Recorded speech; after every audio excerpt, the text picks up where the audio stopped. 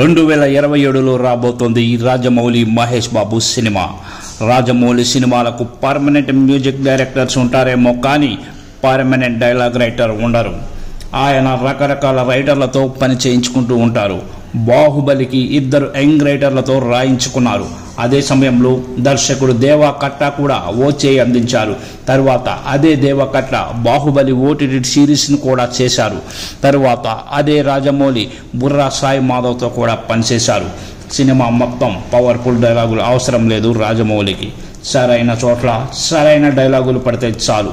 మహేష్ బాబుతో చేస్తున్న సినిమాకు దర్శకుడు దేవా కట్టాను డైలాగ్ రైటర్గా తీసుకున్నారు. మొత్తం డైలాగ్ వర్షన్ను రాసి అందించేశారు దేవా కట్టా.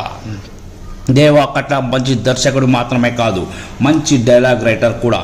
తన సినిమాల్లో భావోద్వేగం, డెప్త్, మంచి అర్థవంతమైన సంభాషణలు ఉంటాయి. ఇప్పుడు మహేష్తో రాజమౌళి చేయబోయే ఫారెస్ట్ అడ్వెంచర్కు అంత హెవీ ఎమోషనల్ డైలాగుల అవసరం ఉంటుందని అనుకోవడానికి లేదు. కానీ దేవా కట్టాకు ఇంగ్లీష్ లిటరేచర్ మీద కూడా మంచి పట్టు ఉంది. బహుశా అది దృష్టిలో ఉంచుకొని రాజమౌళి ఈసారి ఆయనతో ముందుకు వెళ్లారని అనుకోవాలి.